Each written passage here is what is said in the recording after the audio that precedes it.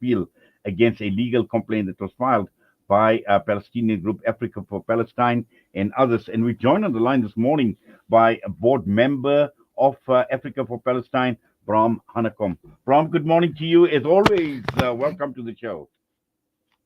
Good morning, and as well, thank you so much for hosting me. Yes, we have been following this issue surrounding the former Chief Justice very, very closely, and also with regard to this appeal. And just your reaction to what the court has now ordered for him to apologize after losing his appeal. Look, I think it's groundbreaking. I can not recall any Chief Justice in the history of South Africa being ordered by a authority to apologize for misconduct.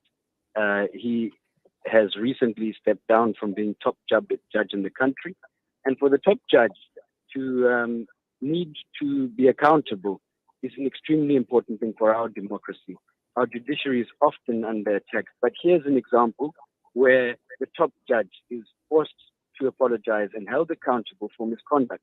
Should he fail to apologize and try to listen to his ego, he will have tarnished his entire reputation, and he would have undermined the entire judiciary. Yes.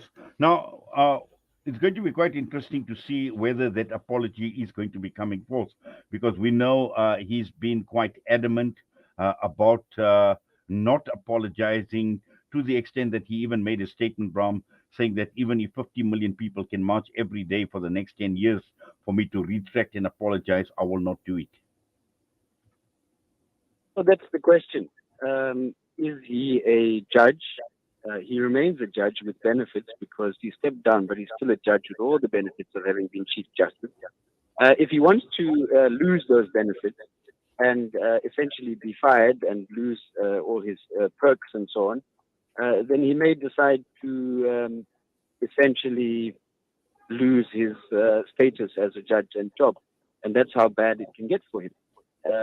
Because you cannot be a judge and refuse to listen to authority and the law and the constitutional structures that are in place to hold our judiciary accountable.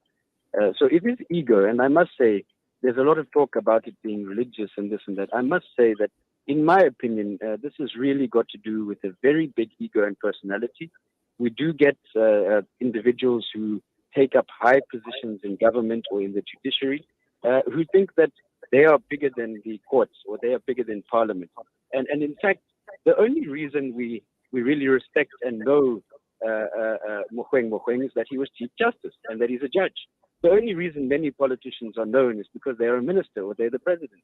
The moment they're no longer a minister or president or no longer a judge or no longer Chief Justice, they learn that they were not important because they went Mogoeng. They were important because of the office they held. Now, if you're holding office like a judge, there are certain limitations on what you can do. You cannot campaign for the ANC, the DA, or EFF as a judge because it's a conflict of interest. And even though in the Constitution we have political rights, those rights are limited for judges. And for him to have opinions that defy our national government official position on our relations with Palestine, it brings the office into disrepute. Yes, and Bram, I suppose this is it's a big victory. It's a huge victory for Africa for Palestine and the others who have taken up the case. And I'm sure you will be following these developments very, very closely. No, absolutely. It's a great victory and a good day for South Africa and our democracy. Yes. Now, Bram, as I said, we will wait. We know he's got 10 days to tender this apology. And it must be basically released to the office of the Chief Justice and the media. So the next 10 days are going to be quite interesting. No, absolutely. I mean, I think that the country and the world are moving forward on the issue of Palestine.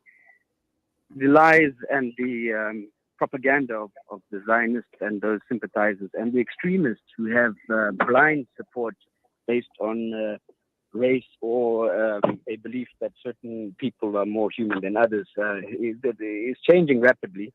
And here we have a fantastic example of somebody in what was the highest office being forced to retract Well, or Bram, to we release definitely will communication. follow developments. And as always, we do appreciate you taking time out talking to us. All the best to you, sir. Thank you so much. Vote for a member for Africa for Palestine. Joining us this morning, Bram Hanekom. And this comes against the background of the Chief Justice, Mogoeng, who has been ordered by the court to apologize for his pro Israeli comments. And let's see what happens in the next few days.